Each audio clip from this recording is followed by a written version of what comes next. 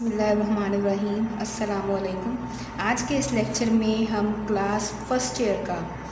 हिस्सा नसर का जो दूसरा सवाल है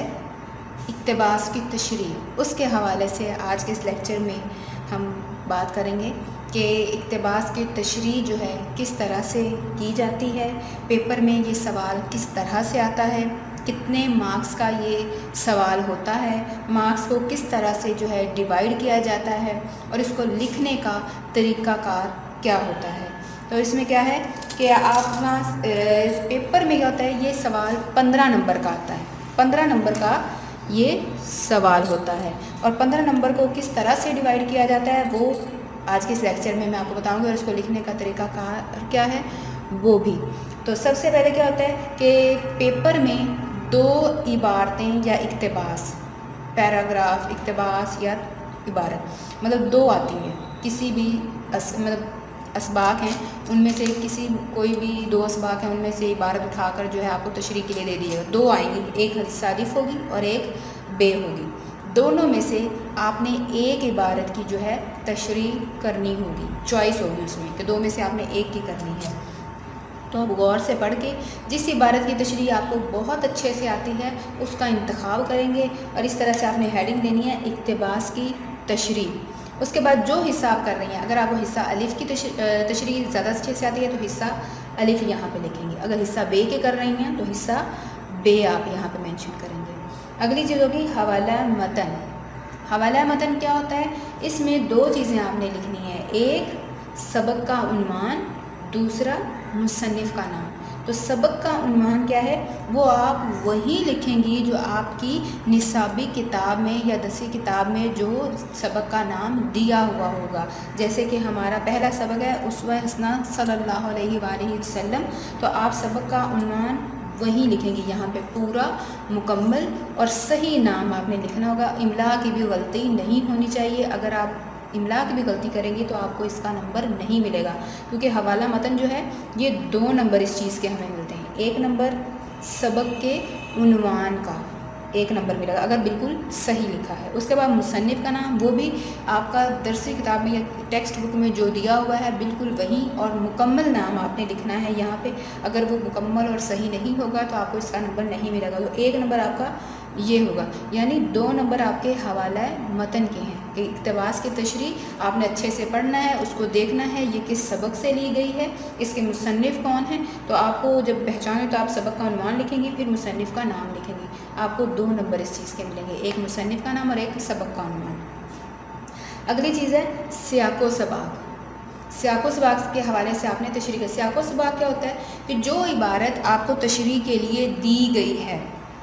सियाको सबाक का मतलब होता है इबारत या बात का आगा पीछा, यानी उससे अगला और पिछला। यानी जो इबारत तशरीह के लिए दी गई है उससे पहले मुसन्निफ़ ने क्या चीज़ बयान की है। जो चीज़ पहले मुसन्निफ़ ने बयान की वो हमारा सियाक होगा, और जो चीज़ उस इबारत के बाद बयान की गई है वो सबाक होगा। तो हमने क्या है सियाको सबाक लिखना है, इबारत से पहले मुसन्निफ़ ने क्या चीज़ बयान की है और इबारत से बाद में क्या चीज़ बयान की है। जिस तरह से ये यहाँ पे हमारे पास सबक है तो सबक में ये सेकंड पैराग्राफ अगर ये तशरीह के लिए आ जाता है कि इस इबारत की आपने तशरीह करनी है, तो आपने क्या है सियाको सबाक में इस इबारत से पहले ये जो ऊपर का पैराग्राफ है इसमें मुसन्निफ़ ने क्या चीज़ बयान किया कि खुदा की मोहब्बत का अहल या मुस्तहिक बनने के लिए क्या चीज़ ज़रूरी है। तो हर मज़हब ने अपनी अपनी एक तदबीर बताई है, तो इस्लाम ने जो है एक बेहतर तरीका जो है इख्तियार किया है। ये वाली चीज़ जो ऊपर मुसन्निफ़ ने कि तशरीह तलब, इस तरह की तशरीह तलब इक्तबास में इक्तबास से पहले मुसन्निफ़ बयान करते हैं, इस इबारत का आप हवाला दे देंगी। उसके बाद जब सबाक लिखेंगी तो उसके लिए अलग से हेडिंग नहीं देनी, इसी में ही पहले आप 3 से 4 लाइनों पे सियाग लिख देंगी, फिर तशरीह तलब इक्तबास के बाद यानी ये वाला जो अगला पैराग्राफ है इस इबारत के बाद मुसन्निफ़ ने क्या चीज़ बयान की कि इंसानों के हर तबका और सिंह के लिए सिरत पाक सल्लल्लाहु अलैहि वसल्लम में नसीहत पजीरी और अमल के लिए दर्स और सबक मौजूद है।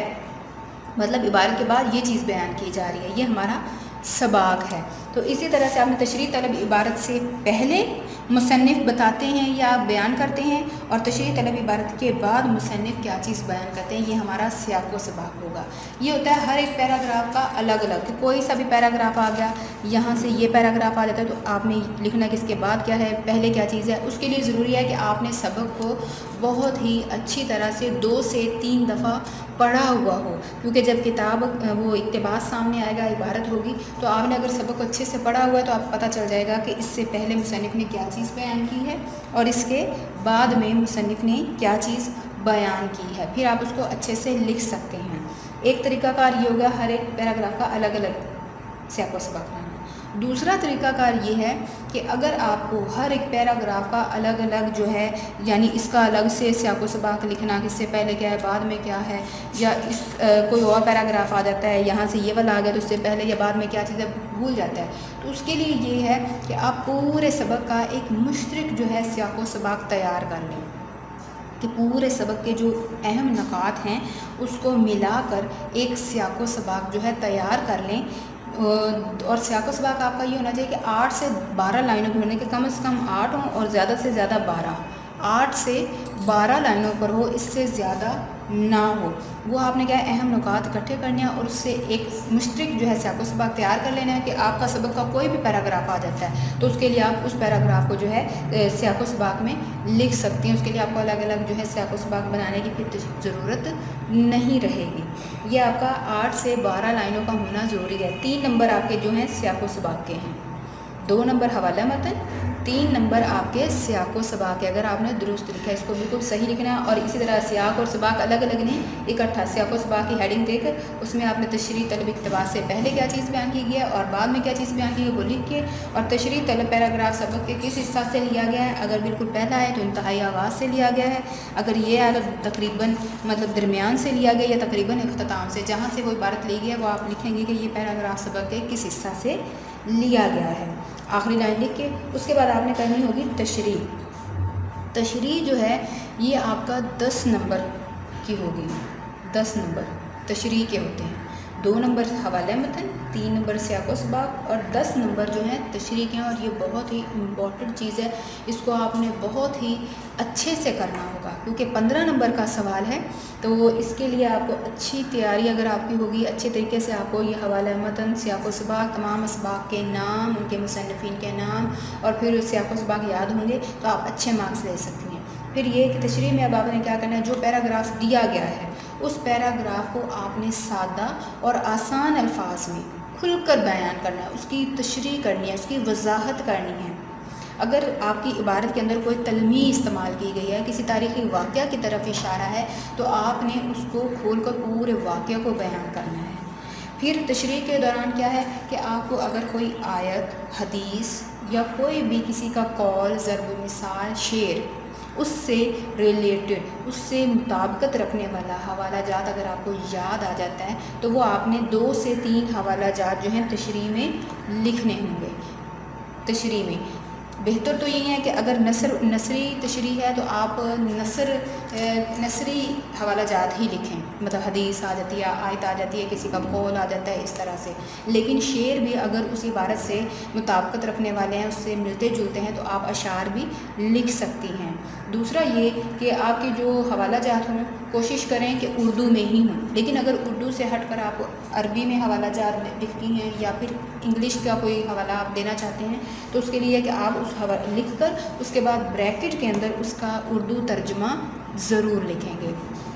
اس طرح سے آپ نے کیا ہے، یہ اپنا پورا کوسچن جو ہے، پورا سوال جو ہے، اس طرح سے اس کو اٹیمپٹ کرنا ہے کہ 15 نمبر ہیں، 2 نمبر حوالہ جات، 3 نمبر سیاق و سباق، 10 نمبر کی آپ کی تشریح، اور یہ پورا سوال آپ کا مطلب حوالہ متن، سیاق و سباق اور تشریح، ان تینوں کو ملا کر آپ کا یہ سوال کم از کم جو ہے 3 صفات پر مشتمل ہونا چاہیے، یہ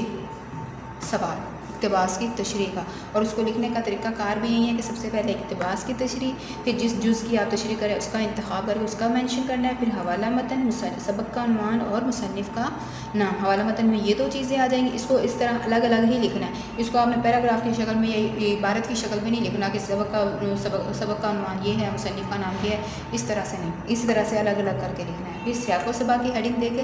8 سے 12 لائنوں پر آپ نے جو ہے سیاق و سباق لکھنا ہے، پھر تشریح 10 نمبر کی یہ تشریح ہے، تو کم از کم 2.5 صفحات پر آپ کی یہ تشریح، یعنی آپ کے پیراگراف کا 3 گنا ہونا چاہیے کہ جو اصل عبارت ہے اس کا 3 گنا۔ تو اب آپ کو طریقہ کار بتا دیا گیا کہ کس طرح سے آپ نے اس کو کرنا ہے، مارکس کس طرح سے ہیں، تو اسی حساب سے آپ نے اب اس سبق کو اچھے طریقہ سے پورے کو پڑھ کر ہر ایک پیراگراف کا سیاق و سباق خود سے جو ہے آپ نے کوشش کرنی ہے کہ اگر یہ پیراگراف ہے تو اس کا سیاق و سباق آپ خود سے گھر پہ بیٹھ کر اس کا سیاق اور سباق لکھیں۔ اگر یہ والا پیراگراف آ جاتا ہے تو اس کا سیاق اور سباق کس طرح سے ہم لکھ سکتے ہیں، اگر اس طرح سے نہیں تو پھر پورے سبق سے ایک مشترک سیاق و سباق تیار کر لیں گے کہ تمام سبق کے جو اہم نکات ہیں ان کو ملا کر ایک 10 سے 12 لائنوں کا ایک سیاق و سباق تیار کر لیں، جو اس صورت میں کہ کوئی بھی پیراگراف آ جاتا ہے تو آپ کو اگر نہیں بھی پتا کہ یہ سبق کے کون سے حصے سے ہے، اس سے پہلے بعد میں مصنف نے کیا چیز بیان کی ہے، تو آپ اس پیراگراف کو جو ہے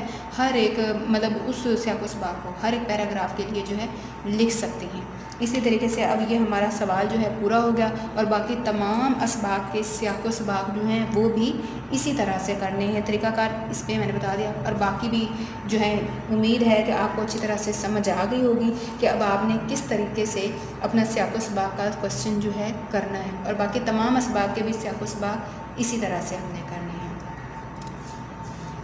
اللہ حافظ۔